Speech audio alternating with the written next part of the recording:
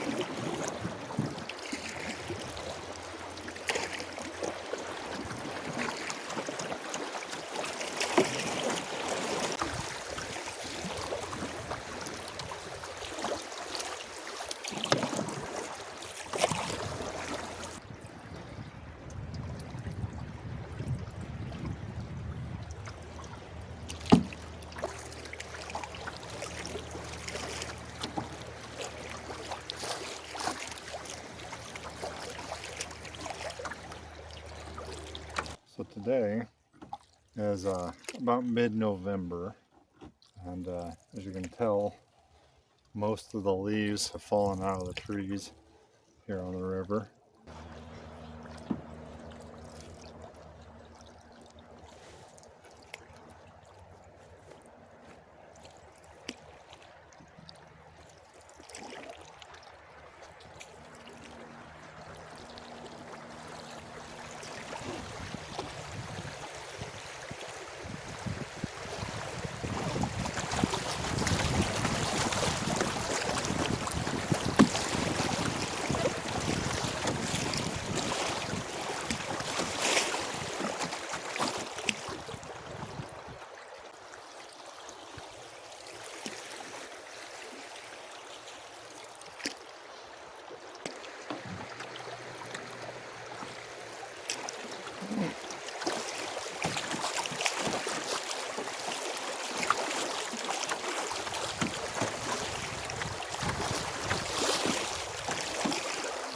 There's a lot of ducks that kind of call this home for the winter. My goal for tonight is to set up on one of these islands that's down here, where I've got a blind at that I hunted when I was a kid. Haven't been back for quite a while, so hopefully I'll be able to get some ducks tonight.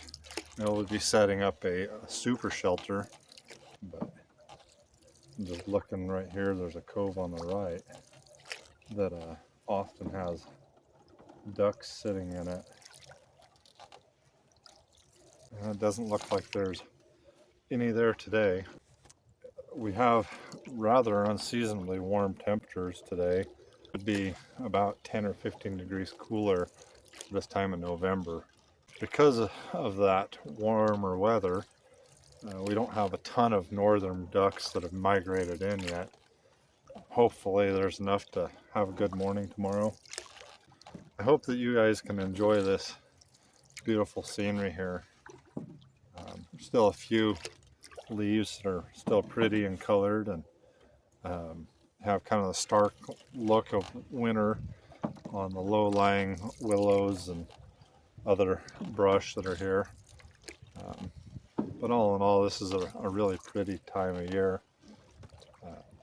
One of my favorite island that I'm going to set up on is actually right here in front of us. You can see the river kind of split around both ways. Up here on the left, we've got a little swift that's in front of us. We got to go through that swift and then eddy out. There's a little eddy right behind that swift, and then we'll set up inside of, or up on the island here. So.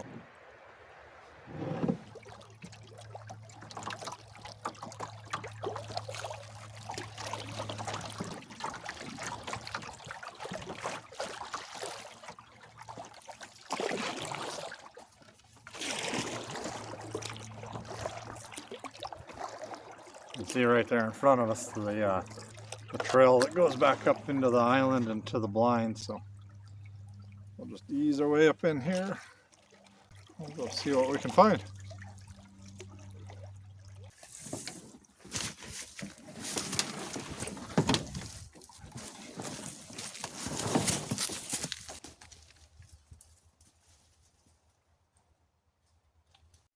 All right, let's head up through this trail here and get up to where we're going to set up camp.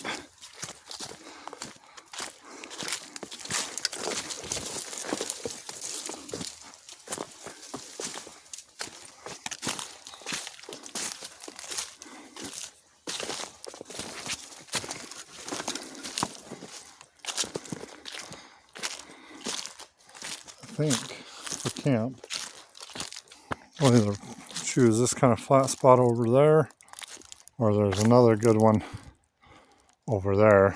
I'm going to go check that one out first.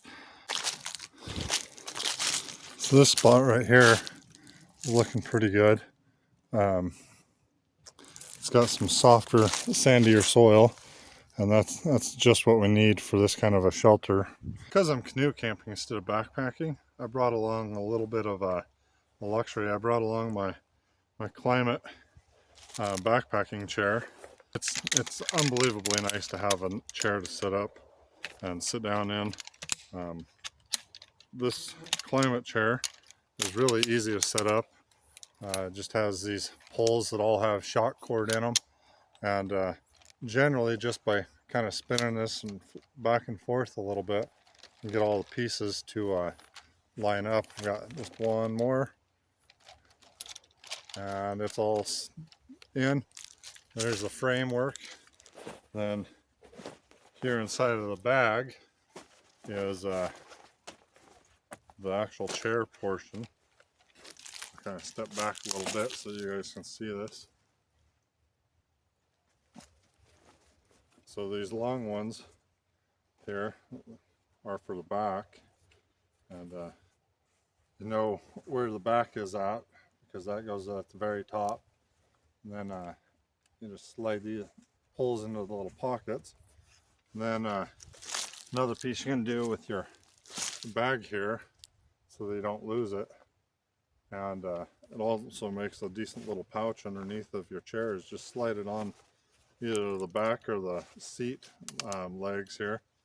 And then you take and finish putting your chair on. The last one is always a little bit hard because everything's already under tension, but there you have it. Nice little chair, lightweight, doesn't take up much room at all, and adds a wealth of comfort to your camping experience. So I've got my shelter set up for the night, and firewood collected, and it's time to turn my attention on to building a duck blind. And if you want to see more of that, then you're going to have to tune into the next video. But I've got to go through some pretty nasty stuff to build this blind. The original blind is no good anymore. It's quite a ways away from the water and overgrown.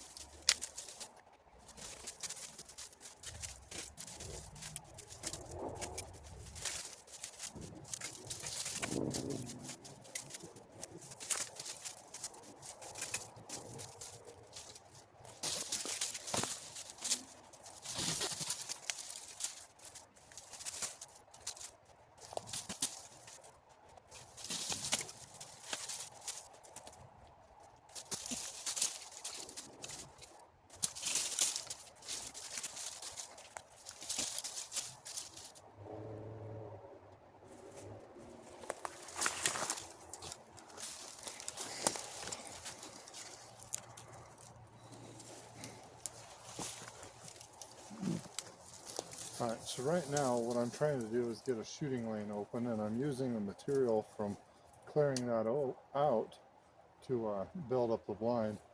Once I've got all of my shooting lane cleared, then I'll have to go elsewhere to find material so that I don't sabotage my area completely here.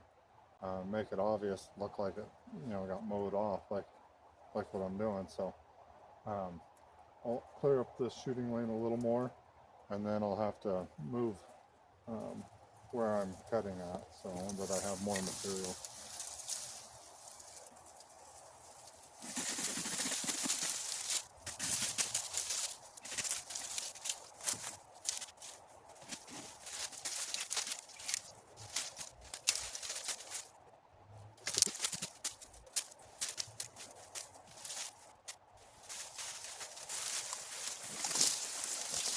Another good thing is all this grass that's right here where I'm cutting, I can take and spread it out and help hide myself even more from the ducks. So set that to the side for the moment. Fill in with some of these willows that we've cut.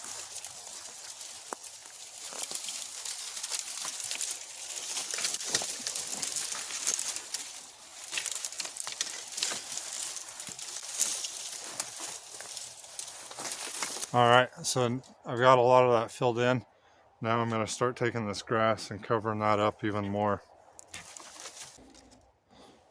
So that spot right there is a big one that needs filled in. And I've got to kind of fill in up here, kind of the canopy part of it up above me so that they're not seeing me from up above.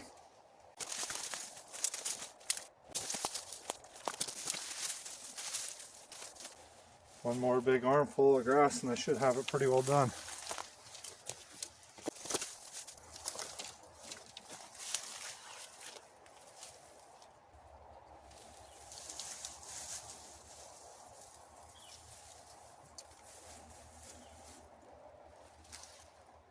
So I'm going to take you in here.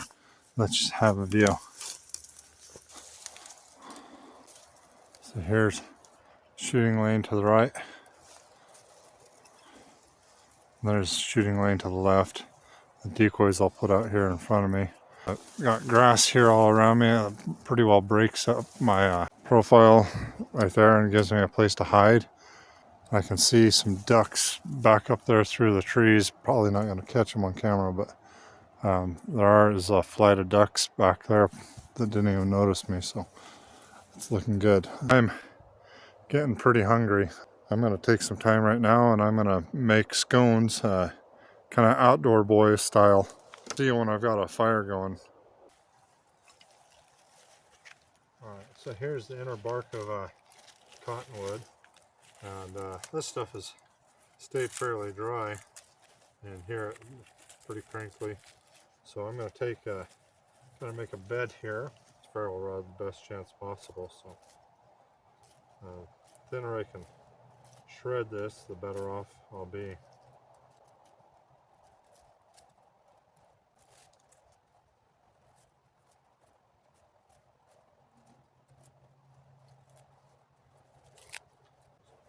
Break this up, kind of ball it up. I want to think about this as if I were building a nest for the sparks to go to, making a home for them. Now I'm going to take some of my core from the log and start splitting a bunch of that in here, or shaving it in.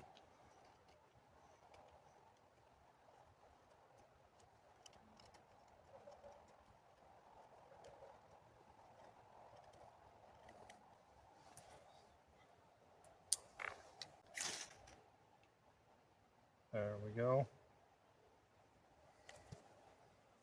So just like that, I'll take some more of this inner bark here.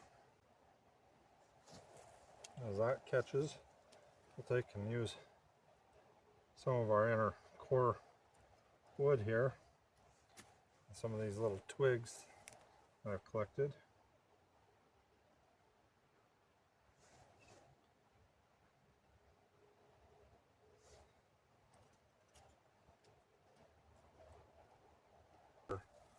It took me a couple of tries to actually get it with flint and steel, but I did manage to get it, and it is burning. At this point I just need to make sure I keep it kindled with as dry wood as I can find. So fires are pretty simple, only made up of 3 parts: fuel, oxygen, and heat. All right, so I've got my bread started. The yeast is all foamy and frothy in there, so I'm going to start with the water that I've already got in the bag, and I'm going to just start kneading it into a dough, and I'll add some water as necessary.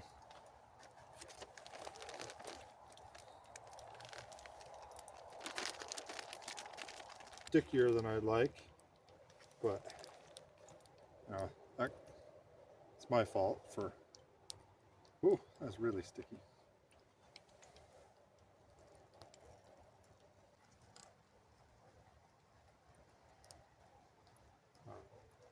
I'm off some of that oil.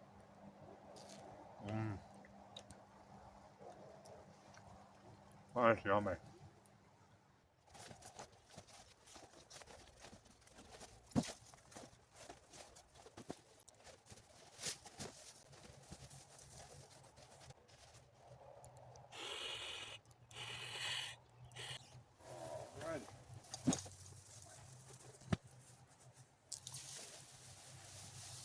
All right, well, now I need to get the kitchen cleaned up, and then I'll be ready for bed.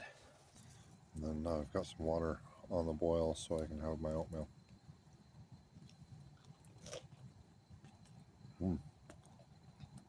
Just as good this morning as it was last night.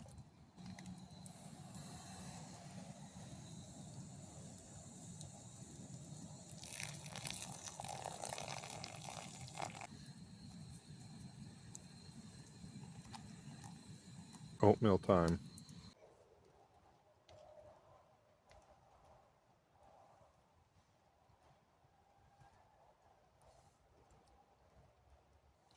Well, I need to get breakfast cleaned up, and then it's time to head to the duck blind.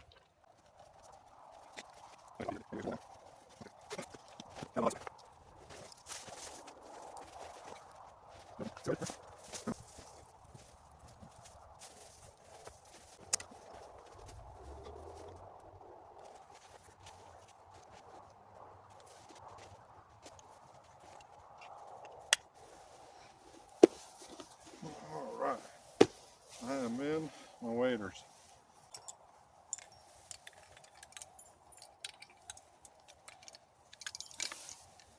I dubbed the duck killer. So you can just barely make out the decoys out there. Got a little more than a dozen out, kind of in a C shape over to that far shore, and then there's some that are right here in front of me. Hopefully we have some ducks here soon. So it's just now legal shooting hours, or as you can see, it's still really dark. We had some clouds that rolled in last night, and it's making it pretty dark still yet. My guess is the ducks are going to start flying here soon, but I haven't seen anything yet, so.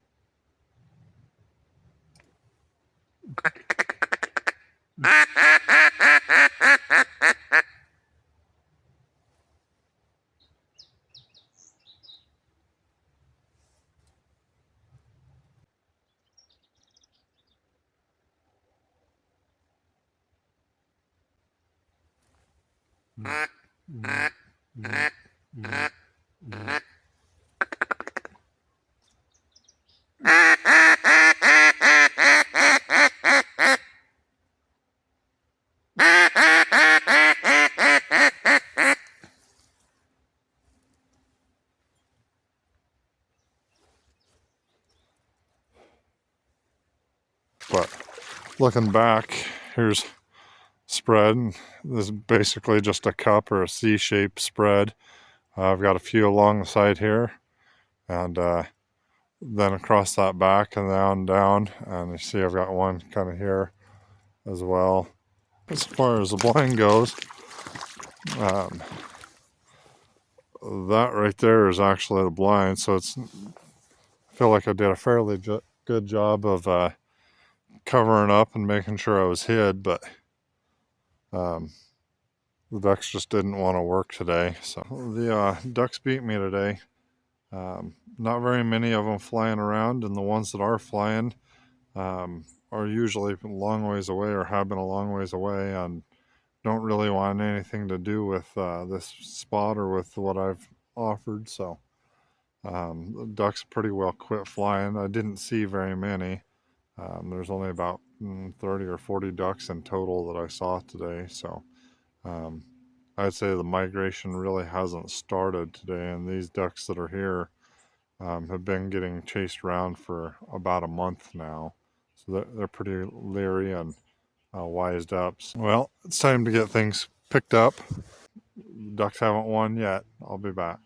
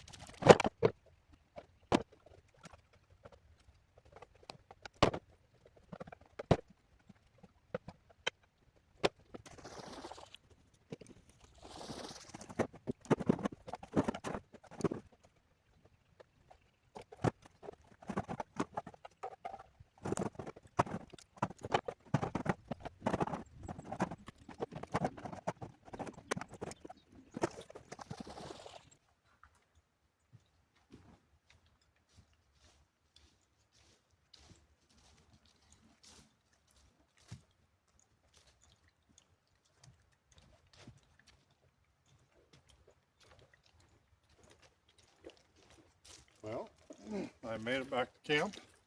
I'm going to take this bag of decoys on down to the canoe.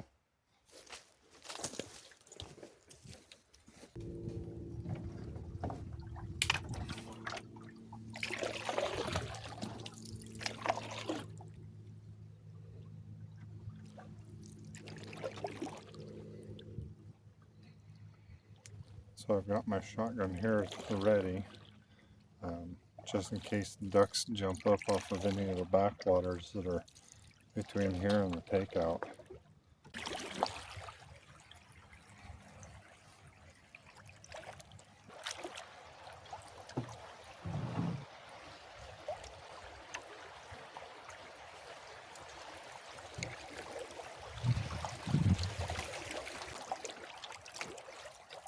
And we're just coming up to the tail end of the island here where both currents and both channels come together.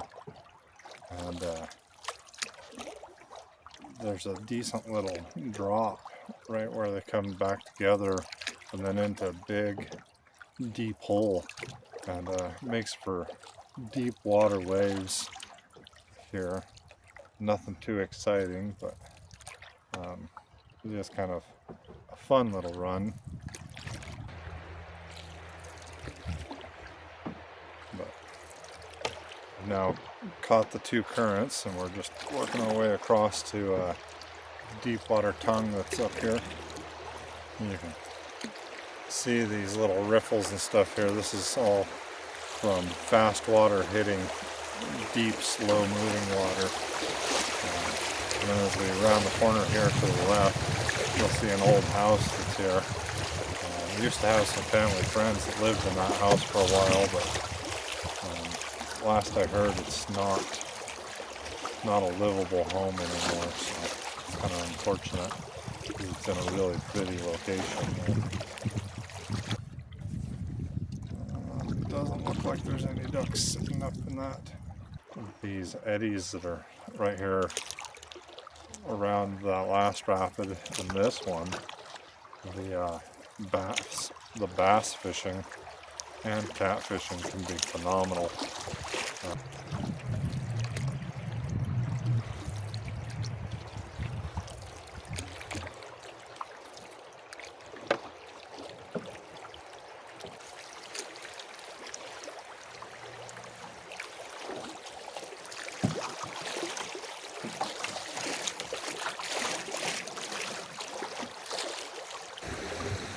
This here is a spot that's fairly easy navigated, but it's got some bush current and a bunch of sweepers here. Really, the current tray is really hard to push you up onto them, and that's why they're here in the first place. The current pushed these logs up in there.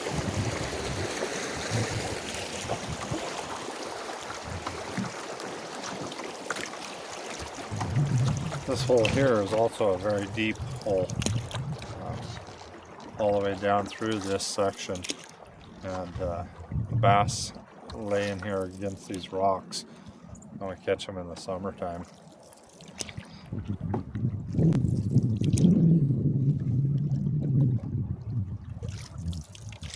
I don't know if the camera just picked that up, but a fish just jumped up here in front of us.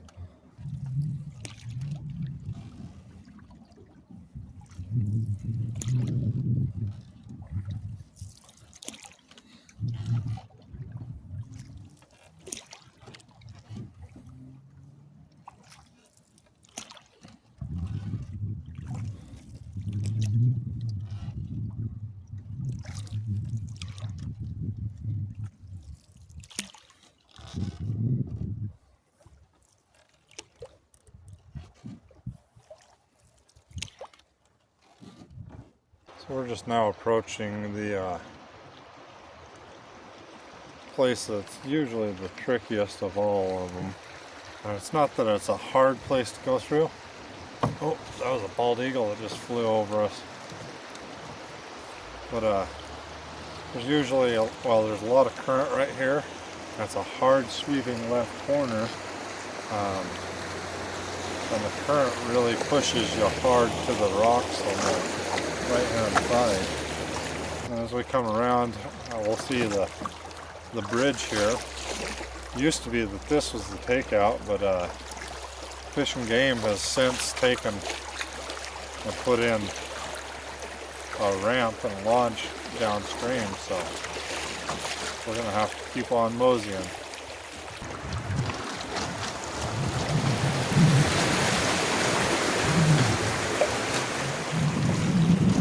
Well, from here we just go down around the bend and to the takeout. So, if you enjoyed the trip, please don't forget to subscribe and leave comments. I'd love to hear from you. We'll see you on the next one. And don't forget to go out and do something today.